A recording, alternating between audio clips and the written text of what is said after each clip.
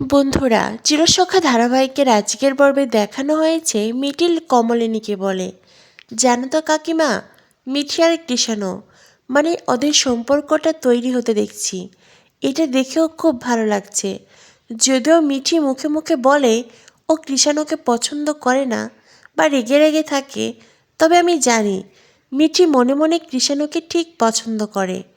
তুমি দেখো কাকিমা, ওদের খুব ভালো হবে। কমলিনী বলে, জানি না ভগবানের কি ইচ্ছে, তবে কৃষাণু ছেলেটা বড্ড ভালো। মিঠিল বলে, তুমি দেখো কাকিমা, ওরা খুব ভালো থাকবে, খুব সুখী হবে। তখনই সেখানে আসে স্বতন্ত্র। স্বতন্ত্র এসে কমলিনীকে বলে, কি হচ্ছে এখানে? কমলিনী বলে, সে আমাদের মেয়েদের মধ্যে অনেক কথাই থাকে। স্বতন্ত্র বলে, তবে আর কি, আমার তো এখানে বসা উচিত নয়, আমি তবে অন্য কোথাও যাচ্ছি। কমলিনী বলে, আমি কি সে কথা একবারও বলেছি? স্বতন্ত্র তখন সেই চেয়ারে বসে। কমলিনী স্বতন্ত্রকে বলে, আসার পর থেকে দেখছি এটা ওটা করেই যাচ্ছ, তখন থেকে ওখানে দাঁড়িয়ে দাঁড়িয়ে চায়ের অর্ডার দিচ্ছ। স্বতন্ত্র বলে, তাছাড়া আর কী করব, কাউকে না কাউকে তো এই দায়িত্বগুলো নিতে হবে। কমলিনী বলে, তবে বলছিলে কেন কাজগুলো এখন কি আমি গিয়ে করব? তবে আমি গিয়েই করছি, তুমি যেন তখন আবার আমার পিছনে পিছনে এসো না। স্বতন্ত্র বলে, তবে এই কাজগুলো করতে আমার বেশ ভালোই লাগে। কমলিনী বলে, ওই তো, তোমার এই কাজগুলো করতে ভালো লাগে, আবার ঠিক কথাও শোনাবে। তখনই স্বতন্ত্র হাসতে থাকে। স্বতন্ত্র বলে, বেশ অনেক দিন পরে সবাই মিলে ঘুরতে এসেছি, খুব ভালো লাগছে জানো তো। তবে হ্যাঁ, মাসি, বিশেষ করে বড় মাসি যদি আসতো আরও ভালো লাগতো, ওদেরকে খুব মিস করছি। কমলিনী বলে, বড় মাসিমণি কী করে আসবেন, ওনার তো নিজের শরীরের প্রতি নিজেরই ভরসা নেই, তাছাড়া উনি এতটা অসুস্থ, উনি আসতে পারতেন না এত দূরে। স্বতন্ত্র বলে, সেটা তো বুঝতে পারছি। এরপরেই স্বতন্ত্র মিঠিলকে বলে, তারপরে মিঠিল, তোমার কেমন লাগছে, ভালো লাগছে তো? মিঠিল বলে, হ্যাঁ নতুন কাকু, আমার ভালো লাগছে। স্বতন্ত্র বলে, আমি জানি বাবিলের জন্য তোমার মন খারাপ লাগছে, একটু একটু খারাপ লাগা তো থাকবেই, বাবিল এলে তোমার আরও ভালো লাগতো। মিঠিল বলে, বিষয়টা তো উল্টোও হতে পারে নতুন কাকু, হয়তো বা ও এলে আমার এতটুকু ভালো লাগাও থাকতো না। কথাটা শুনেই কমলিনী স্বতন্ত্র দুজনেই চুপ হয়ে যায়। অন্যদিকে কমলিনীর মা, কমলিনীর বাবা, তারা দুজনেই ঝগড়া খুনসুটিতে মেতে ওঠে। কমলিনীর বাবা কমলিনীর মাকে বলে, এত কিছু প্যাক করে নিতে পেরেছ, আর ফ্ল্যাক্সে চা নিতে পারোনি? তুমি তো জানতে আমার চা খাওয়ার অভ্যেস আছে, এতটা পথ এসেছি চা ছাড়া, আমার তো এখন মাথা ঘুরছে, শরীরের ভেতরে অস্বস্তি হচ্ছে। ফ্ল্যাক্সে কেন চা নাওনি? হ্যাঁ, ওই তো আমি পছন্দ করি সেজন্য। কমলিনীর মা বলেন, তো সব কিছু নেওয়ার দায়িত্ব কি আমার? তুমিও তো আমায় মনে করিয়ে দিতে পারতে, চা ছাড়া কি আমারও ভালো লাগছে নাকি?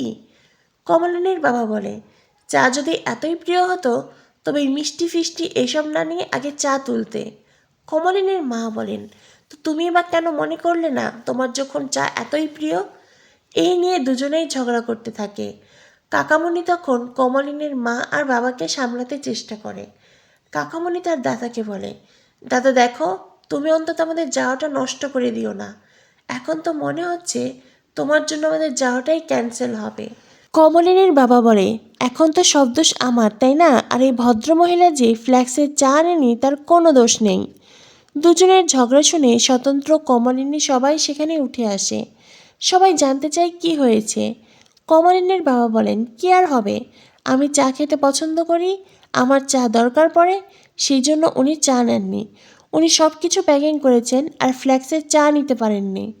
তখনই কমলিনী বলে, থাক না বাবা, চায়ের জায়গাতেই তো এসেছো, এখন তো চা খাবে, তবু তুমি মায়ের সাথে কেন ঝগড়া করছো? আর মা, তুমি বা কেন এত অভিমান করছো? কমলিনীর মা বলে, আমি এখানে থাকতেই চাই না, আমি বাড়িতে যেতে চাই। কমলিনীর বাবা বলে, হ্যাঁ যাও যাও, বাড়িতে ফিরবে কি করে, কেউ তো তোমাকে গাড়ি দেবে না, তোমাকে সেই বাসের ট্রামে করে যেতে হবে, যাও। কমলিনীর মা আরও অভিমান করে। তখনই সেখানে বুবলাই আসে। বুবলাই এসে সবাইকে চা দেয়, এমনকি কৃষাণুও সবাইকে চা দেয়। এরপরেই বুবলাই বলে, নতুন কাকু, এই ধাবাতে লেরো বিস্কুট পাওয়া যায়, তুমি কি খেতে চাও? স্বতন্ত্র বলে, একদম একদম, তাড়াতাড়ি নিয়ে আয়, বয়াম শুদ্ধ নিয়ে আসবি। কমলিনী বলে, এটা কেমন কথা, গাড়িতে আসতে আসতে এত এত খাবার খেলে এখন আবার লেরো বিস্কুট? স্বতন্ত্র বলে, একদিনই তো। আরে তুমি বুঝতে পারছো, লেরো বিস্কুট। এই লেরো বিস্কুট মানেই তো আমাদের কত নস্টালজিয়া। কি কাকাবাবু, তাই তো? কমলিনের বাবা তখন চুপ করে থাকে, কারণ ওই যে দুজনের মধ্যে মান অভিমান চলছে। এরপরেই বুবলাই বয়াম ধরে লেরো বিস্কুট নিয়ে আসে। সবাই বেশ উৎসুক হয়ে সেই লেরো বিস্কুট চায়ে ডুবিয়ে খায়। এরপরেই স্বতন্ত্র বলে, বুবলাই, বাকিটা নিয়ে যাবি বুঝলি? যেটা খেতে পারবো তো পারবো, বাকিটা নিয়ে যাব। কৃষাণুর বাড়িতে যাচ্ছি, ওখানে চা থাকবে। কে জানি চায়ের সাথে হয়তো বিস্কুটের কোনো আয়োজনই থাকলো না। কৃষাণু বলে, স্যার, এটা কিন্তু ঠিক নয়। আমাদের বাড়িতে, আমাদের গ্রামে এই লেরো বিস্কুট পাওয়া যায়। এখান থেকে আপনাকে বয়ে নিয়ে যেতে হবে না। সবাই তখন হাসতে থাকে। অন্যদিকে কৃষাণু মিঠির সামনে যায়। কৃষাণু মিঠুকে বলে, এই নাও লেরো বিস্কুট, খাবে? মিঠি বলে, না। কৃষাণু বলে, বুঝেছি বুঝেছি। বড়লোকের বাড়ির মেয়েরা তারা লেরো বিস্কুট খায় না। বড়লোকেরা খায়, বড়লোক বাড়ির ছেলেরাও খায়, তবে বড়লোক বাড়ির মেয়েরা লেরো বিস্কুট খায় না। মিঠি বলে, এই শোনো, তুমি আবার আমার পিছনে লাগছো তো? এখানে কেন এসেছো? হ্যাঁ, যাও না, ওদিকে যাও না। কৃষাণু বলে, তবে বলো লেরো বিস্কুট কেন খাবে না? মিঠি বলে, আমি তো আর তোমাদের মতন রাক্ষস নই যে গাড়িতে আসতে আসতে এত এত খাবার খেয়ে এখন আবার এই লেরো বিস্কুট খাবো। আমার পেটে না তোমাদের মতো অত জায়গা নেই। এরপরে কৃষাণু বলে, কি বললে, আমি রাক্ষস? মিঠি বলে, তা নয় তো কি, গাড়িতে আসতে আসতে এত এত খাবার খেলে এখন আবার এই লেরো বিস্কুট মানুষের পেটে কি করে জায়গা ধরে সেটাই তো বুঝি না। ব্যাস, মিঠি আর কৃষাণুর মধ্যে ঝগড়া খুনসুটি চলতে থাকে। এরপরেই কৃষাণু বলে, আসলে কি বলো তো, গাড়িতে এতটা পথ এসেছি, তোমার পাশে থাকতে থাকতে কেমন একটা অভ্যেস হয়ে গেছে। এখন তোমাকে ছাড়া আর অন্য কিছু ভালো লাগছে না, সবসময় তোমার পাশাপাশিই থাকতে ইচ্ছে করছে। মিঠি বলে, ঠিক আছে, আমি তবে গাড়ি চেঞ্জ করি, অন্য গাড়িতে যাই, তোমার অভ্যেস আবার ঠিক হয়ে যাবে। কৃষাণু বলে, তুমি না বড্ড নিষ্ঠুর মনের, তুমি কিচ্ছুই বোঝো না। আচ্ছা, তুমি সত্যিই কিছু বোঝো না, নাকি বুঝতে চাও না বলো তো? মিঠি বলে, যারা বেশি কথা বলে তারা কাজে প্রমাণ করতে পারে না, আর যারা কম কথা বলে তারা ঠিক কাজে প্রমাণ করে। তখনই কৃষাণু বলে, মানে? মিঠি তখন মিটমিট করে হাসতে থাকে। অন্যদিকে কমলিনীর মা, সে কিছুতেই চা খাবে না। ওই যে কমলিনীর বাবা তাকে এত এত কথা শুনিয়েছে, সবাই তাকে বারবার করে চা খেতে বলে। কমলিনীর মায়ের এক কথা, আমি তো বাড়িতে চলে যাব। কমলিনীর বাবা বলেন, হ্যাঁ হ্যাঁ যাও, এরপরেই তো বাড়ি ফিরে থানায় যাবে, সেখানে গিয়ে তো আবার কিশোরী নির্যাতনের মামলা করবে আমার ওপরে। এটা শুনে সবাই হাহা করে হেসে ওঠে।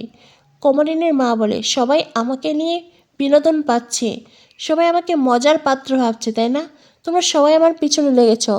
কমলিনীর মা আরও অভিমান করে। তখনই ধাবায় থাকা সেই বাজে লোকগুলো স্বতন্ত্রদের সামনে আসে। স্বতন্ত্রদের বলে, আপনারা কি মিহিরপুরে যাচ্ছেন? কৃষাণু বলে, হ্যাঁ, আমরা মিহিরপুরে যাব। আপনারা? গুন্ডারা বলে, আমরা তো মিহিরপুরেই যাব। তো আপনারা মিহিরপুরের কোন বাড়িতে যাবেন?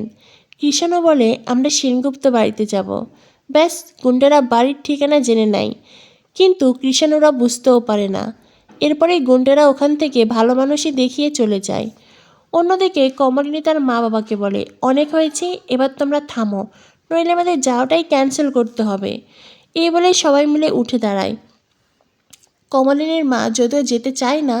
এরপরে অয়নদীপ বলে, কাকিমা, আপনাকে কাকাবাবুর গাড়িতে যেতে হবে না, আপনি বরং আমার গাড়ি করে চলুন। তখনই কমলিনীর মা বলে, সে কি করে হয়?